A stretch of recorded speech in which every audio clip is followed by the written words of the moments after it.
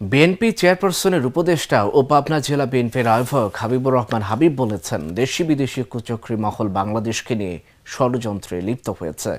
বিভিন্ন ধরনের গুজব ছড়ানো হচ্ছে। ষড়যন্ত্রের ডালপালা যেন বৃক্ষে পরিণত না হয়, এজন্য নির্বাচনের রোডম্যাপ প্রয়োজন।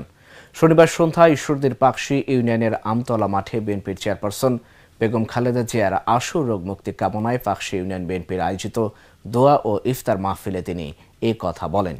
পাকশী ইউনিয়ন বিএনপির সভাপতি আলমগীর হোসেন আলমের সভাপতিত্বে ও সাধারণ সম্পাদক সেকেন্দার আলী সেকেনের সঞ্চালনায় বিশেষ অতিথি ছিলেন ঈশ্বরদী উপজেলা বিএনপির সাবেক সাধারণ সম্পাদক আলাউদ্দিন বিশ্বাস, সাবেক সদস্য সচিব আজমল হোসেন সুজন, ঈশ্বরদী উপজেলা ছাত্রদলের সাবেক সাধারণ সম্পাদক তানভীর হাসান সুমনের সার্বিক ব্যবস্থাপনায় অনুষ্ঠানে উপজেলা কৃষক দলের আহ্বায়ক পাঞ্জুর রহমান, সলিমপুর ইউনিয়ন বিএনপির আহ্বায়ক হাসান আলী বিশ্বাস সহ বিএনপি ও এর অঙ্গ সংগঠনের সহস্রাধিক নেতাকর্মী উপস্থিত ছিলেন।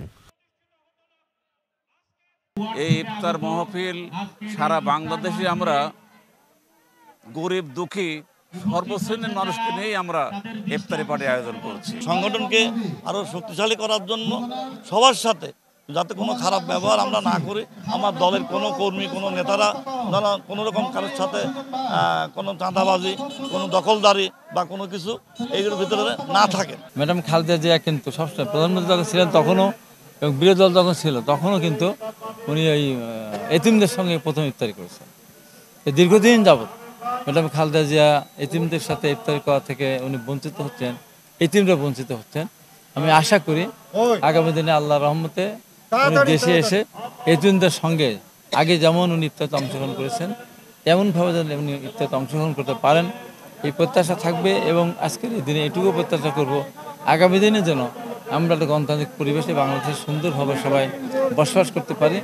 দেশবাসী যেন আগামী দিনগুলিতে বাংলাদেশ একটা সুন্দর, আধুনিক, কৃষি নির্ভরশীল এবং শিল্প নির্ভরশীল দেশ হিসেবে গড়ে তুলতে পারে।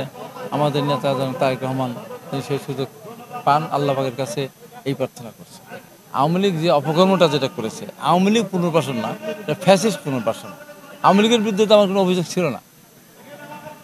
আওয়ামী লীগের বিগত 15 বছরের যে শাসন, দুঃশাসন, এই দুঃশাসনের বিরুদ্ধে আমাদের কথা। এবং এই 15 বছরে আওয়ামী লীগ আর আওয়ামী লীগ ছিল না, এটা ফ্যাসিস্ট, এটা গণহত্যাকে দলে পরিণত হয়েছিল। তো এখন যদি প্রতিষ্ঠা হওয়ার চেষ্টা করে, এটা আওয়ামী লীগ না, এটা ফ্যাসিস্টটা প্রতিষ্ঠা হওয়ার চেষ্টা করবে। ফ্যাসিস্টদেরকে বাংলাদেশের মানুষ প্রতিষ্ঠিত হতে দিবে বলে আমি মনে করি না এবং দেওয়া উচিত না।